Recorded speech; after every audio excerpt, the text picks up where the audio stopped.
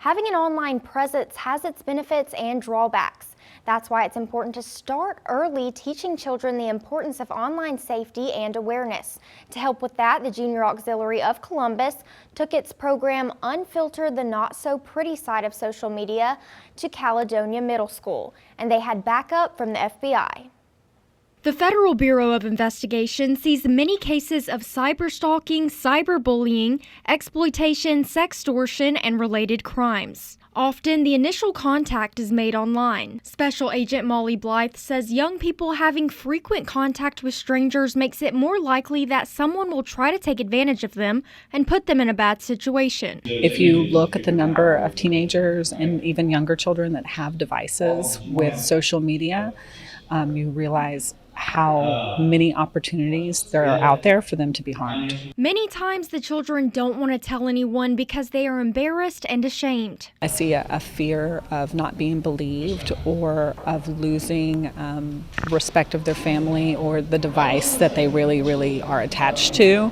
I also see children having a lot of privacy before they're ready for it, being able to have their devices alone in their bathrooms or alone in their bedrooms overnight, which provides even more opportunities for something bad to happen. Student Mackenzie Holliker explains why she feels these situations can be hard for people her age. I feel like a lot of people my age don't really understand what can really happen online and what happens behind scenes whenever something bad happens or whenever you encounter a predator. A lot of kids my age don't really know how to take the right steps to stay safe on it.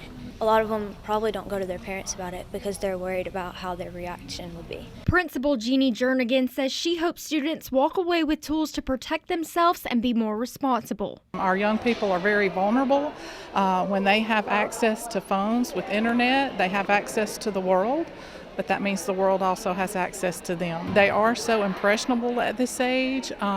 They don't have the experience yet. We really have to, as the adults, teach them how to be responsible when they're using these technologies. Columbus Junior Auxiliary members say middle school can be exciting but also difficult. It's a scary time, but it's the time of that's where we're at in the world these days. So that's why we chose this age, to be able to mold them and help them be aware of maybe things before they even get involved in stuff like that. Just tips and tricks to know how to stay safe and to be comfortable in their own skin and to know how to stay away from things that can, potentially harm them. Making them aware of that, but also making them aware if it does happen, find a safe person, find someone to talk to, letting them know that we're a resource, the FBI is a resource, there's private numbers that you can call. Just raise the red flag, because if it's happening to you, it's happening to someone else right beside you. Blythe says her goal is to inform young people about these dangers so they will not become victims. She says if you're put in a situation like this, you're not alone, so don't go through it alone. Remember that everybody gets embarrassed, and when you feel embarrassed, it's the hardest time to share, but it's also the most important time to share.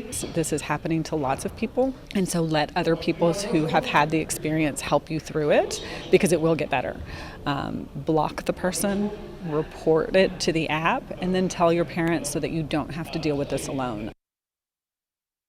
The Junior Auxiliary of Columbus says they plan to bring this program to more schools across the county.